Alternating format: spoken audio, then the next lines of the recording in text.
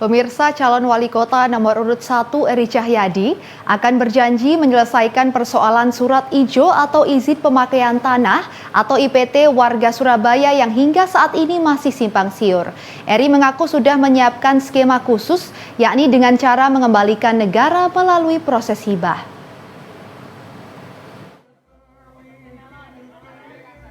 Janji tersebut diutarakan Eri Cahyadi, calon wali kota nomor urut 1 saat menyapa warga RW 7, Kelurahan Pucang Sewu, Surabaya.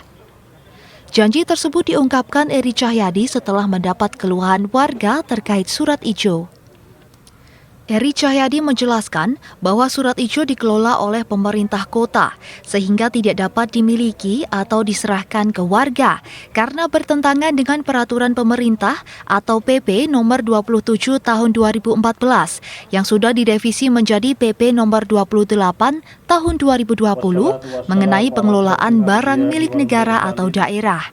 Eri berjanji akan menyelesaikan persoalan surat ijo atau izin pemakaian tanah dengan cara mengembalikan tanah IPT tersebut ke negara melalui proses hibah. Skema hibah ini menjadi solusi warga memiliki surat ijo untuk memiliki hak milik tanah dengan syarat tanah maksimal 250 meter persegi yang peruntukannya untuk hunian, tempat ibadah, dan sekolah. Selain itu, warga yang mengajukan sertifikat harus menunjukkan bukti minimal tinggal di tempat itu selama 20 tahun. Ada orang bertanya, loh ini kan bukan aset pemerintah kota, tapi kami, mulai Pak Bambang Deha, Bu Risma, bahkan wali kota yang baru pun, dia hanya tahu bahwa ini adalah asetnya pemerintah kota. Karena itu ketika dilepaskan ke aset ke pihak ketiga, maka ada ganti rugi. Tapi ketika saya jadi wali kota, tidak akan saya lepaskan ke pihak ketiga, tapi saya kembalikan kepada negara, saya lepaskan kepada negara. Ketika dilepaskan kepada negara, maka itu menjadi miliknya negara, sehingga apa? Berlakulah peraturan siapa yang memiliki 20 tahun atau menempati 20 tahun, maka dia bisa mengajukan sertifikat. Ini loh caranya. Kami tidak mungkin akan mengatakan mensertifikatkan. Pemerintah siapapun wali kotanya, kalau mensertifikatkan langsung ke masyarakat, tidak dilepas ke negara, tidak akan mungkin terjadi, karena akan melanggar PP. Dan saya yakin tidak akan pernah ada seorang pemimpin yang akan melanggar aturan. Mantan Kepala Bapeko Surabaya tersebut juga mengingatkan warga agar jangan asal percaya pada orang yang mengaku bisa mengurus surat ijo menjadi sertifikat hak milik. Selfie Wang, JTV. Pemirsa, Cawawali Surabaya nomor urut 2, Mahfud Arifin dan Mujiaman melaksanakan sholat Jumat di Masjid Al-Muhajirin yang berada di dekat Balai Kota Surabaya. Kedatangan keduanya disambut jamaah dan menyebut Mahfud Arifin the next wali kota.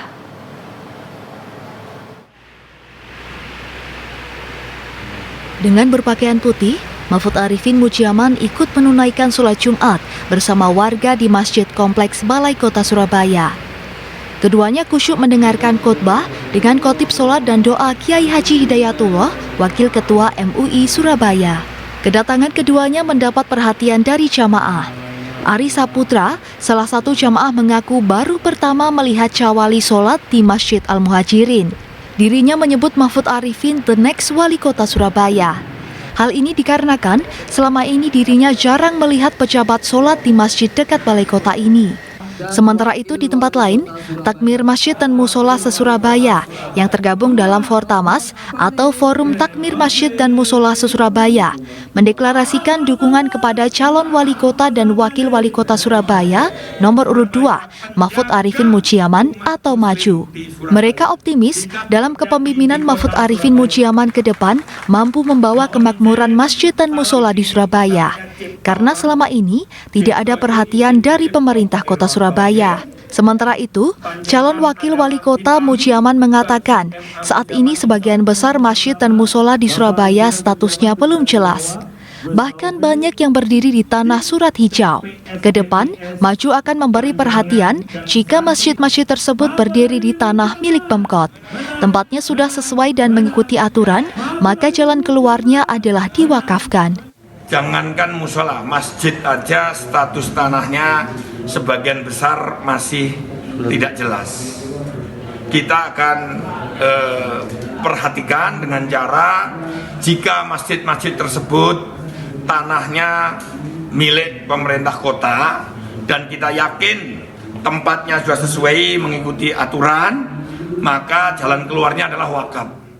Dewi Imroatin, CTV.